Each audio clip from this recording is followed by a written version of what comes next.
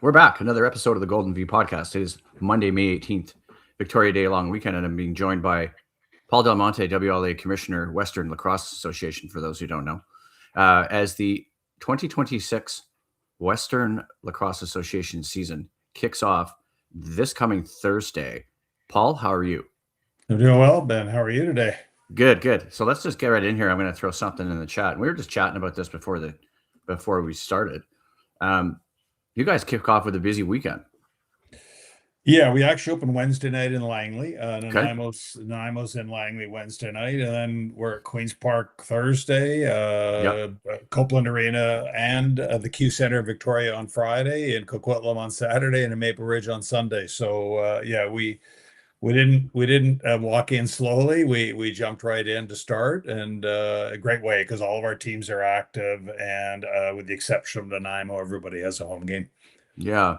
Yeah. And I was just doing some research too on some of the teams because I want to share one thing too as well. Obviously, looking back at last season, um, hosting the Man Cup, obviously, in New Westminster winning the WLA last year. And then obviously losing again for the second time to the Six Nations Chiefs. But there's a bit of a pattern that's emerged here. Let's talk a little bit about, sort of the top teams last year. We saw obviously the Coquitlam Adanacs at 15-2, New West at 14-4, Shamrocks at 13-4. And then the Shamrocks making it to the Man Cup in 2024 and losing to the Six Nations Chiefs again. So there's a bit of a major lacrosse league dominance the last few years of that Man Cup victory. Thoughts on some top contending teams to start this season? Yeah, thanks for that. I'm still, we still are have the afterglow and scars of the Man Cup last year. Obviously, Right, right, right. it was a great 7 game series. Yeah, Seven sold out games at Queens Park Arena. So certainly a great showcase for the game with two great teams. yeah, But yeah. as we head into this year, I think you'll see a bit of a different landscape. Okay.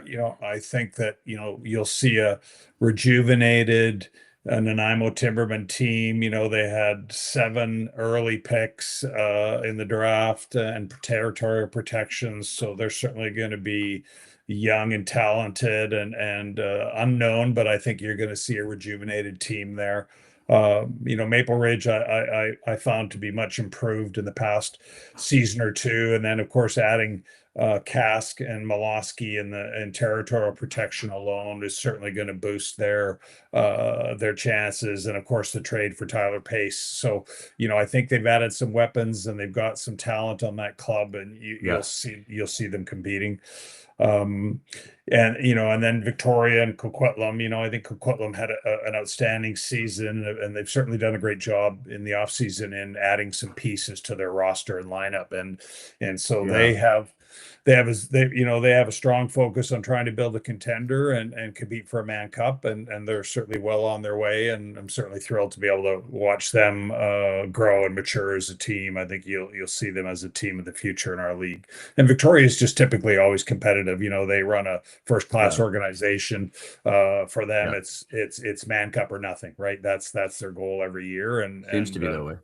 yeah, and so, yeah, and then the rest, you've got New West that I think will be retooled a little bit. You'll certainly see some familiar faces, but I think you're going to see some new, younger faces in that lineup. So not sure that they're going to be, top of the heap, but they, as always, the tradition and history there seems to inspire that club, and you don't know, you never count them out.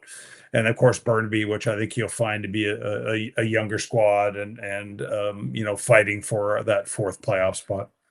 Yeah, it's interesting because I wanted to throw some stuff in, having done all my research. I mean, obviously, quick shout out too to my friend Earl Thomas, who's been on the Golden Bee podcast lots of times. I know he's going to tune in, and he's a huge Timberman fan. So I ended up accompanying Earl to New West or wherever we can get to that he's close to. He lives in Burnaby, so he can see his Timberman. He's from Nanaimo, but that Timberman thing was very intriguing, right, Paul? Because obviously, I'm just looking at some stuff on their website. I shared it in the chat. I mean, they own 6 of the first 7 picks in the first round.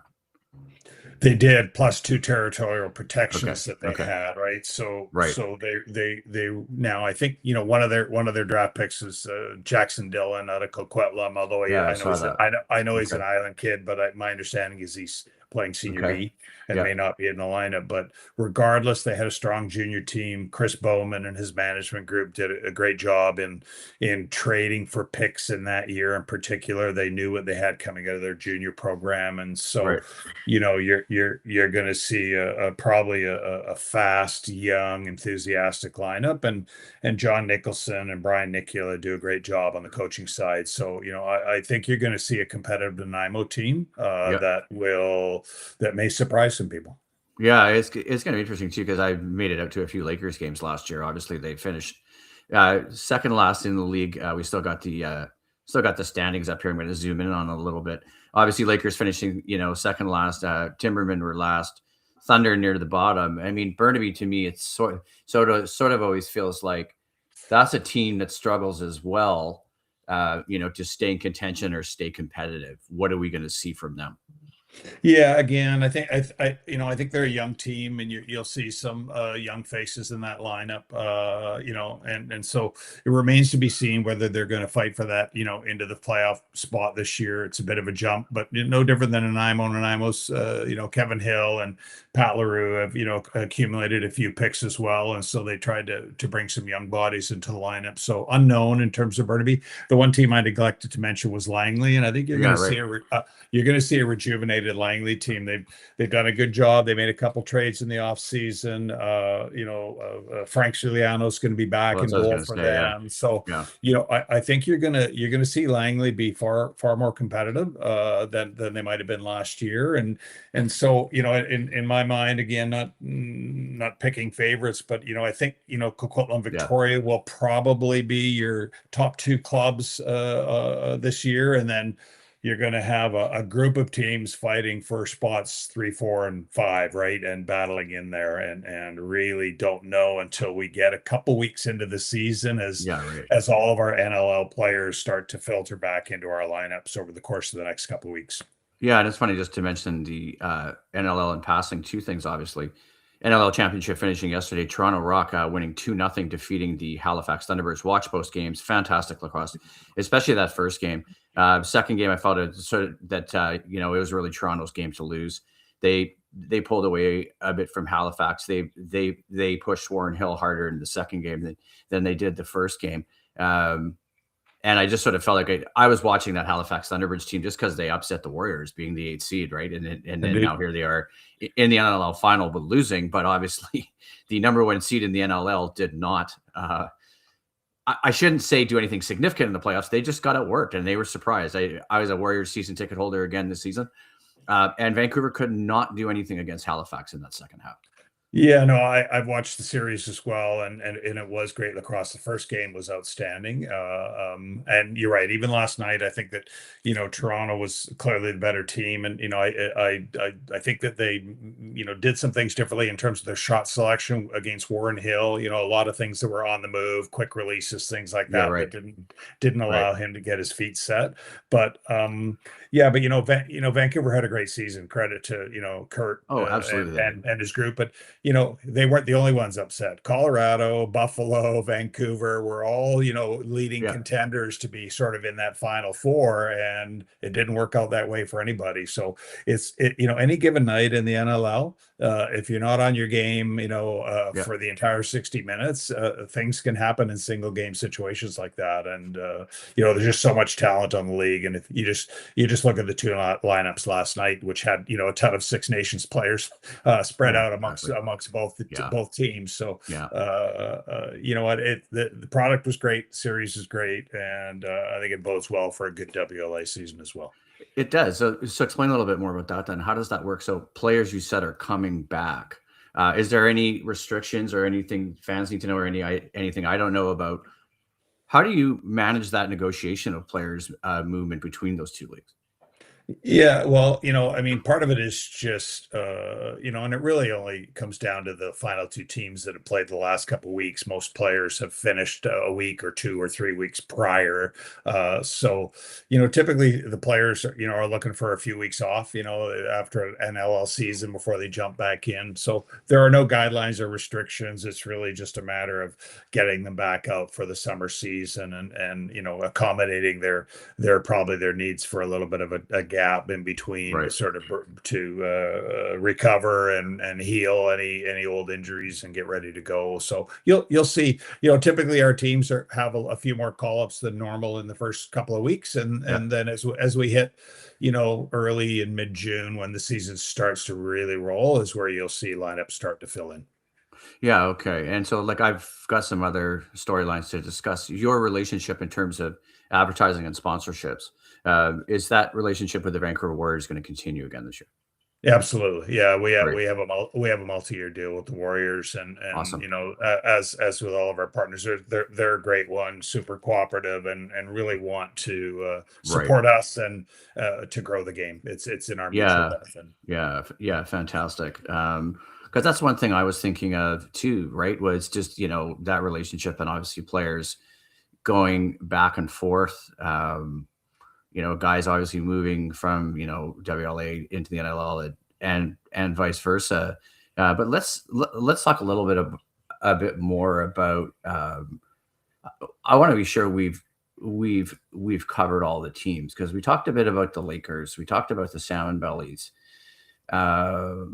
we talked about Coquitlam. We haven't focused too much um, on the Maple Ridge Burrards, and so I want to look a little bit um, at their roster and see where they sit, given the fact that they qualified for the playoffs last year. Yeah. Um, and I just want to familiarize myself. Just give me a second here. There's some names on there, obviously, with every WLA team that you recognize. Couple of guys here. Let me take a look. Maybe I can. Peyton Cormier is one. Jackson Sivak, obviously, is another. Um, Rob Williams is their head coach. I believe he's the defensive coordinator for the Vancouver Warriors. And a guy who had a fantastic season for the Warriors, I thought, being a season ticket holder, is a guy like Marcus Claridge. Indeed. Yeah, yeah. Marcus is a great young player whose game continues to evolve and Yeah, grow right. as he gets stronger, and a little more in tune with the senior game. And so I think he's going into, year three.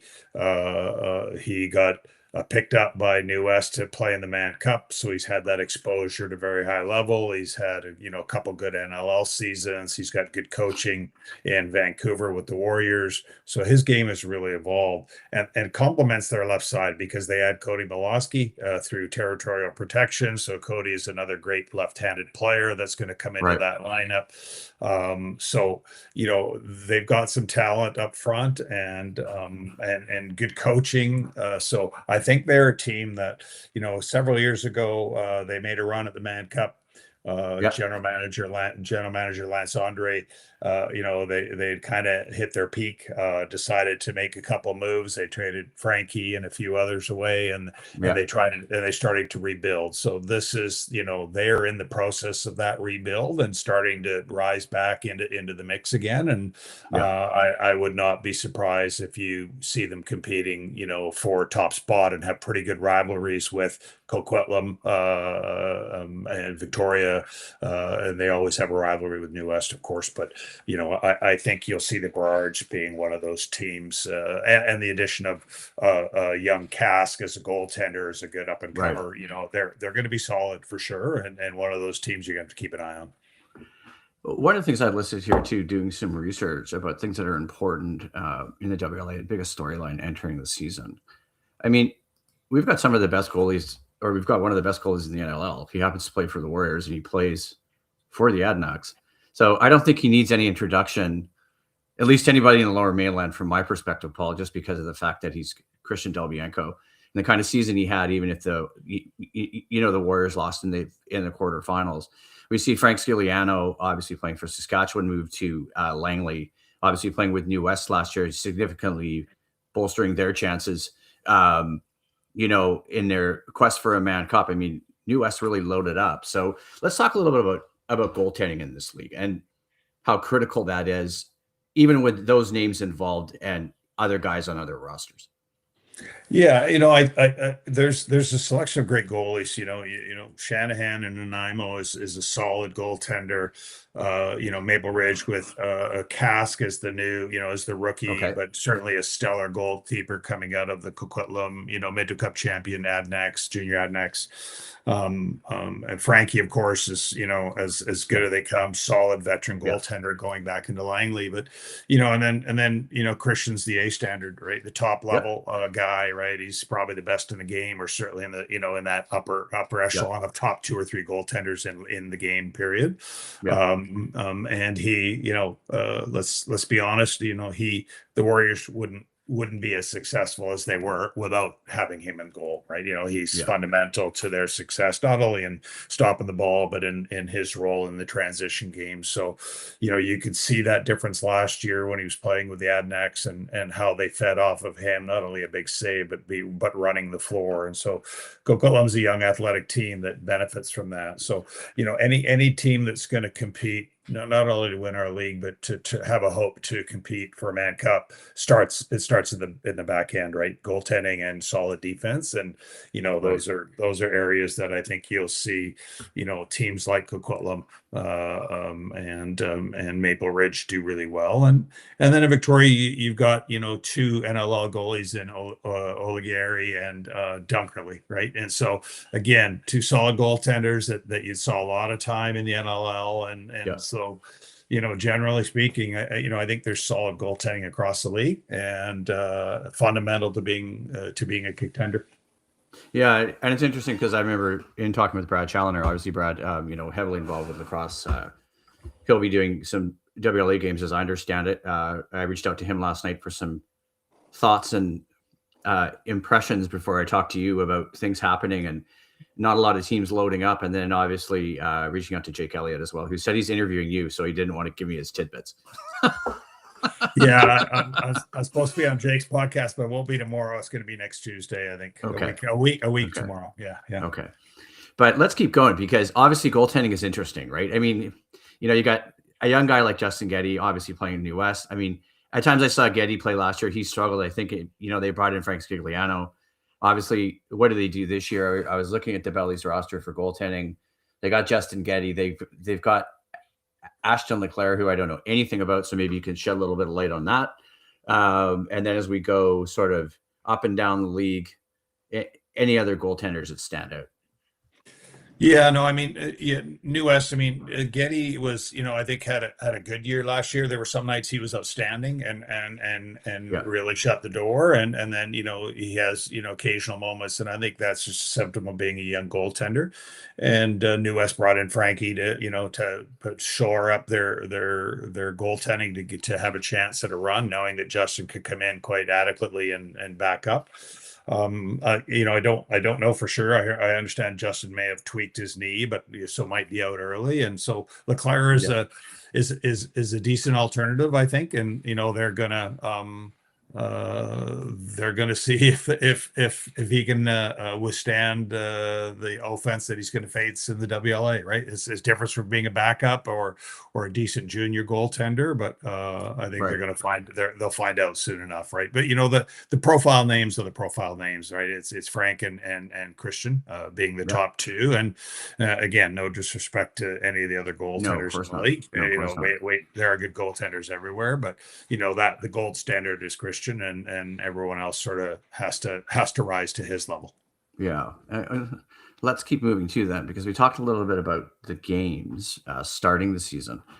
I had some notes too on games as we get towards the end of the season. And that leads us into, I'm just using the Salmon Belly schedule here, but I guess I could use the leagues. I have that as well. I'll share that because we start with the big flurry games, the 20th through the 24th. Then we sort of 27th, 28th, 29th, 30th, 31st. And we get into that regular cadence in the National Lacrosse League where there's how many games a week? Correct me if I'm wrong. Yeah, there's going to be usually at least three and sometimes four or five in a, Okay. in a week. So every team's playing at least twice a week, and there's occasional instances where they'll play three. And so what we do is we typically start right after the May long weekend, and we Yeah. want to we want to finish right at the end of July or just before that, which enables us to get two playoff series in, Yeah. Right. and then allow the traveling team, especially this year, ample time to get organized and get themselves ready to travel east. Yeah, and let's get into that in a little bit because I have those notes. But I was looking at the schedule here as you find yourself settling in after Canada Day, Yeah. right? So you start around the 2nd of July. I'm going to share it in the chat, and I'll share it here with you. Let me just get my screen sharing going here, because that's when you're into uh, the last month of the season, right? Let me Yeah. just get this set up because we look at after, like, I had a couple games circled, right? Like, I don't know how here, I'll use this here schedule. Yeah, no, you go ahead. And while you do that, keeping in mind that, you're right, July 1st, give or take, we typically take the Canada Day long weekend off, Yeah. and then come back, I think on the 2nd this year, if Right. memory Okay. serves. I think we're at Queen's Park on the 2nd.